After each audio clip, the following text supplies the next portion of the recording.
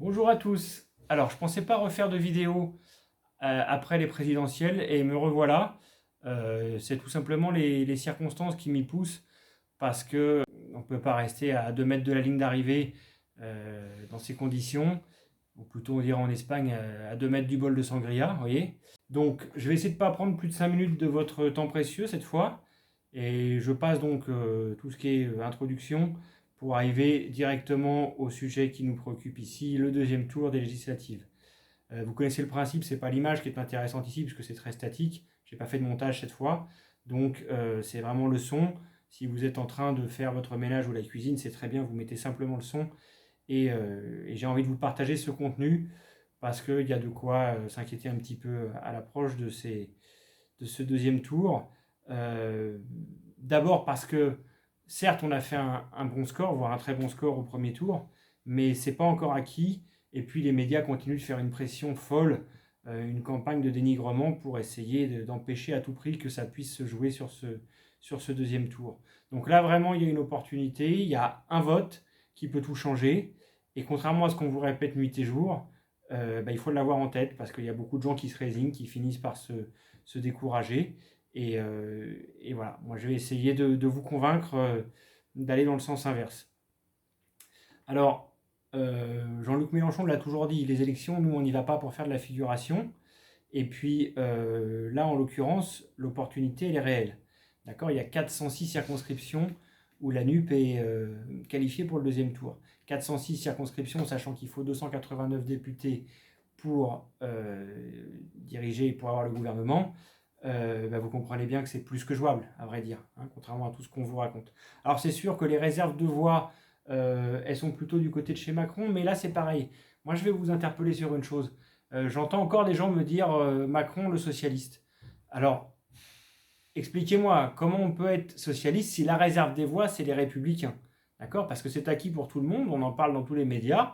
Il y a X% qui sont déjà adjugés à Macron pour le deuxième tour, mais les républicains, le RPR, d'accord. On est en train de parler de Sarkozy, on est en train de parler de ces gens-là. Donc arrêtons avec ça. Les gens qui disent Macron, cet homme de gauche, il y a quand même un vrai souci là. Il y a un gros problème sémantique, je ne sais pas si vous vous êtes rendu compte, mais c'est en train de glisser là depuis une semaine pour monter toute cette manipulation. Alors maintenant, la NUP, c'est l'extrême gauche. Alors c'est fantastique parce que l'extrême gauche, on a le Parti socialiste qui jusqu'à maintenant a été sauf l'extrême gauche, les écologistes.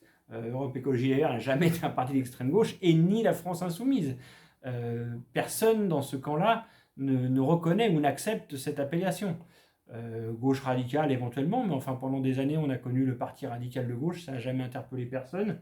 Il y a un camp qui existe à l'extrême gauche, la LCR, d'accord, lutte ouvrière. Bon, dans ce cas-là, c'est des militants eux-mêmes qui revendiquent et qui acceptent cette terminologie.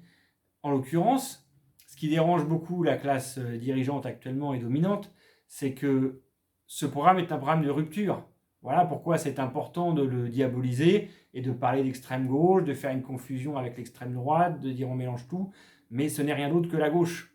Ce n'est rien d'autre que la gauche, et à titre personnel, je n'accepte pas du tout le terme d'extrême gauche, car la démarche n'a rien d'extrême. Radical parce qu'on veut, ou de rupture parce qu'on veut changer un modèle qui, depuis 40 ans, nous met la misère à tous, et nous met dans une situation qui est pire que nos parents d'il y a 30 ans ou plus. Donc c'est inacceptable ce système. Mais tout ça, c'est vraiment de la manipulation et du jeu de glissement sémantique dont il faut faire attention, parce que je pense qu'il y a une grosse manipulation, une très grosse manipulation. Je me demande, moi j'ai encore des proches récemment qui m'ont dit qu'ils pensaient voter Macron. Alors, à ce stade, pour se tirer une balle dans le pied de cette manière-là, j'essaye de comprendre. Je ne considère pas que les gens qui m'entourent sont des gens idiots, très loin de là. Donc je me dis, quelles sont les options possibles? Soit ils sont mal informés, soit ils ne suivent pas les informations, soit ils ont des problèmes de mémoire et ils ont déjà oublié tout ce qui s'est passé au cours des 5 dernières années. Voilà. Ou alors ils sont manipulés par les médias, ce qui est le cas le plus probable. D'où l'intérêt de cette vidéo, parce qu'il faut dans ce cas-là qu'on parle entre nous. Et c'est vers ça que je vais vous ramener une fois de plus, de m'écrire, de me répondre, de me communiquer, de me dire tout ce que vous en avez pensé, vos impressions. Parce que voilà, l'heure est grave, on a un régime qui est vraiment de plus en plus autoritaire, beaucoup de corruption, qui est dirigée vraiment par des menteurs. En plus, là, on va regarder un petit peu sur la semaine qui vient de passer, mais c'est vraiment des choses énormes qu'on n'attendrait pas du tout dans un pays de ce rang-là qui prétend être la démocratie à l'état pur. Enfin, c'est assez grave. Et puis, un système qui glisse de plus en plus vers de l'intimidation. Vous avez certainement vu cette semaine cette lycéenne qui a interpellé Emmanuel Macron, et le lendemain, qui avait les gendarmes qui sont venus la chercher dans son lycée pour lui faire de l'intimidation. Je pense que si on n'entend pas ces éléments, si on ne voit pas ce qui se passe, alors effectivement, on fonce droit dans le mur. Mais là, la vidéo, c'est pour vous dire qu'il y a une autre option. Il nous reste quelques jours pour ouvrir vraiment sur autre chose. Alors j'ai dit tricheur, je reviendrai sur tricheur. Vous avez certainement suivi ce qui s'est passé sur les semaines passées où le propre ministre de l'Intérieur refuse d'accepter la NUP en tant que groupe à comptabiliser pour les résultats des élections. Enfin là, vraiment, on glisse sur des choses qui sont en mode république bananière, parce que là, il y a encore eu une gruge récemment, avant-hier, pour le calcul des voix, en retirant des candidats qui sont des soutiens absolus de Jean-Luc Mélenchon, qui ont fait sa campagne avec lui et qui sont plus décomptabilisés dans la NUP pour pouvoir prétendre à la fin du premier tour que Macron est en tête de 20 000 voix. Enfin, ça devient délirant. Très sincèrement, je sais qu'il y a encore des gens qui hésitent. Je ne sais pas si je vais arriver à les toucher avec cette vidéo parce que je ne l'envoie pas à 3000 personnes. Vous êtes environ 200 destinataires. Mais j'espère vraiment arriver à relayer, en fait. C'est pas tout ce que je vous dis, je ne l'invente pas. C'est des choses qu'on entend quand on s'intéresse et qu'on reste attentif à l'écoute. Il faut réagir, il faut réagir. Très sincèrement, c'est pas rassurant. Vous le savez, moi je ne vis pas en France actuellement, donc je ne suis pas en premier chef concerné. Mais voilà, ici on a fait la campagne aussi. Enfin, je ne suis pas en premier chef concerné, mais on est quand même en train d'élire le député français, là où j'habite également. Hein. Et d'ailleurs, je fais un petit coucou au candidat Renaud Laubert, qui est un collègue quelque part, et qui est quelqu'un aussi. Je vais faire un appel directement pour les gens qui sont dans la zone et qui vivent dans le coin. Ben, il est arrivé en tête au premier tour, donc allez voter pour Renaud au deuxième tour.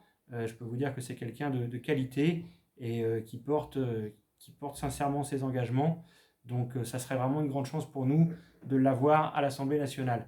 Je fais un autre clin d'œil parce que j'ai d'autres compagnons de route qui sont en Amérique latine. Je pense à Florence Poznański et Christian Rodriguez, qui sont les candidats de la NUP pour toute l'Amérique latine. Alors pour les quelques Français que je peux connaître là-bas, et qui je pense vont de toute façon voter pour Christian et Florence, mais allez parler avec les gens qui vous entourent. Je sais que quand on est à l'étranger, c'est pas simple de trouver des compatriotes parce qu'on n'est pas sur le territoire national. Voilà. Donc cette vidéo pour vous dire que quand je dis allez voter, vous pouvez avoir l'impression que c'est un appel partisan. J'ai aucune fonction ni élective ni à aucun niveau. Vous savez que je le fais de façon sincère, juste parce que j'y crois, tout simplement. Et quand je dis on a besoin de vous, vous avez autant besoin que cette liste gagne, car aller voter Macron aujourd'hui, ça veut dire nous recoller 50 KO. Et ça, il n'y a aucun suspense, il n'y a aucun doute là-dessus. Il y a cette histoire des 80 milliards qu'il a promis en économie à la Commission européenne, et c'est bien vu de la part de Jean-Luc Mélenchon et de ses députés de mettre ça sur le tapis, parce qu'il faut qu'ils prennent des engagements. Il est parti pour se faire élire sans programme. D'accord ? Donc vous l'élisez, pourquoi dans ce cas de figure ? Pourquoi est-il élu ? Sur sa bonne tête ? Alors il y a un espèce de chantage qui est fait, il est apparu devant un avion pour expliquer « nous avons besoin d'une majorité dans la situation de crise présente pour pouvoir diriger le pays ». Mais c'est du chantage total. On se fait élire sur un programme, sur des propositions, des idées. On ne se fait pas élire juste parce que c'est Macron. Donc c'est n'importe quoi. Macron, c'est quand même le type qui n'a pas fait campagne, ni pour les présidentielles finalement, ni pour les législatives, et puis qui a indiqué à son camp que moins on les voyait, moins ils faisaient la promotion de ce qui va être leur politique, et plus ils avaient de chances d'être élus.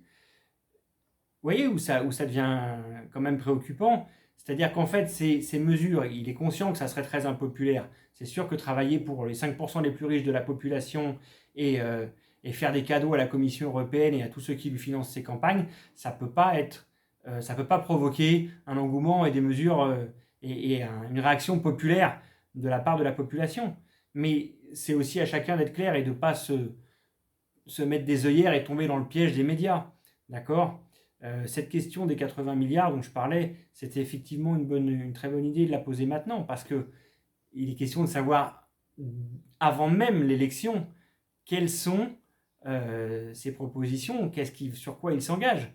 Je veux dire que si ces 80 milliards, il a prévu de les déstocker encore en mettant à mal un peu plus l'hôpital comme il l'a déjà fait, ou comme des rumeurs circulent en augmentant la TVA, alors même qu'il prétend qu'il va baisser les impôts, et que pour rappel quand même, dans le programme de la NUP, c'est clairement édicté en dessous et jusqu'à 4 000 € de revenus nets par mois, vous allez payer moins d'impôts. D'accord ? Ça représente 92% des Français. Donc en gros, toutes les personnes qui sont en train de voir cette vidéo, vous êtes sûr que si la NUP passe, vous aurez des impôts en moins à payer. D'accord ? Ce qui ne sera pas le cas avec Macron. Alors bien sûr, ça sera de façon déguisée. La TVA, c'est un impôt dont on ne se rend pas toujours compte qu'on le paye en fait, parce que quand on a son ticket de caisse, on ne regarde pas toujours le détail.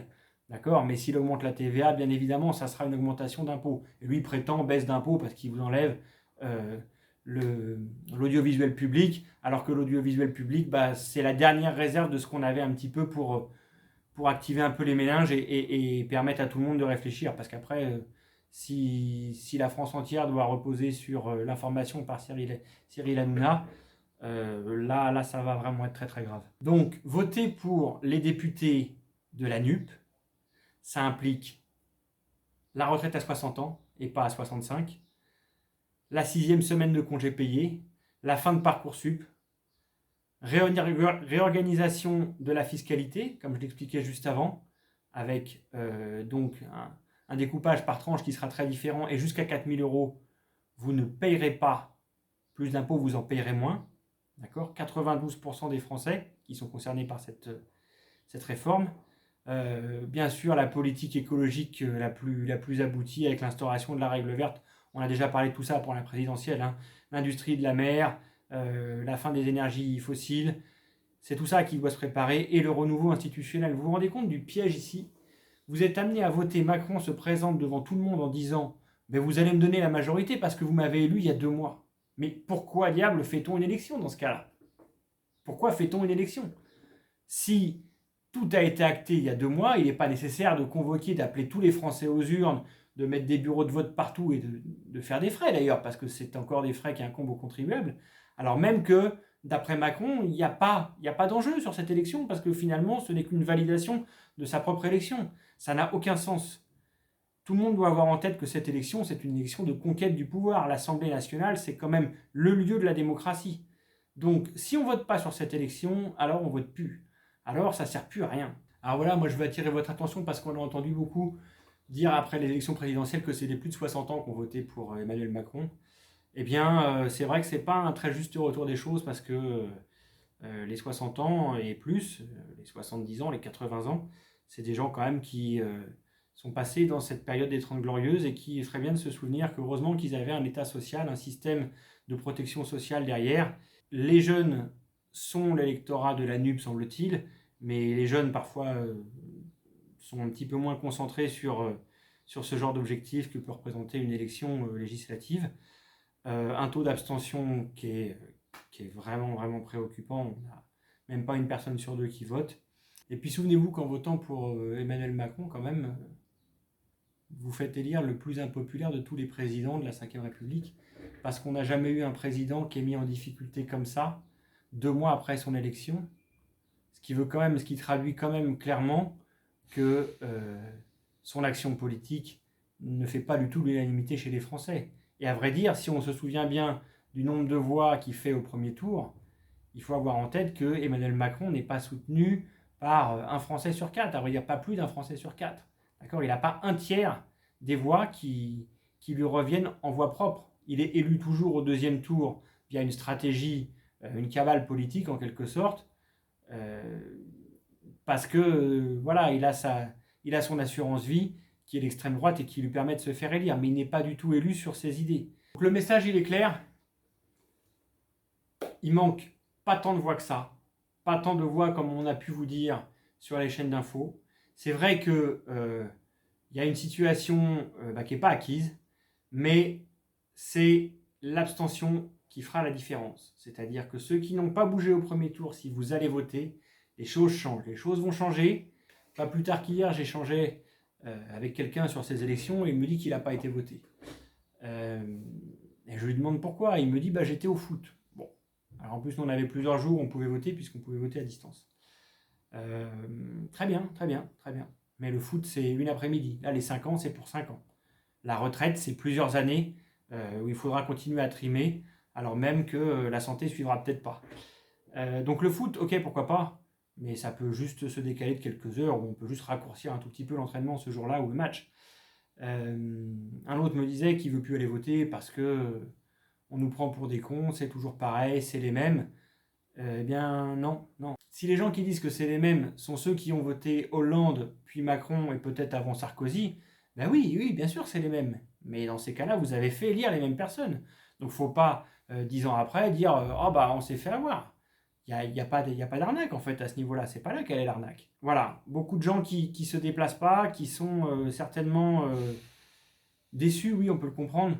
Mais en même temps, nos vies peuvent réellement s'améliorer et il n'y a pas de fatalité. Mais pour ça, il faut se déplacer. Donc ça veut dire peut-être se déplacer vous, mais essayez rapidement d'en parler quand même avec les gens qui vous entourent, vos voisins, vos collègues, un petit peu partout, parce qu'on a une opportunité. Et après, comme l'a déjà dit Jean-Luc Mélenchon à plusieurs reprises, après c'est la traversée du désert.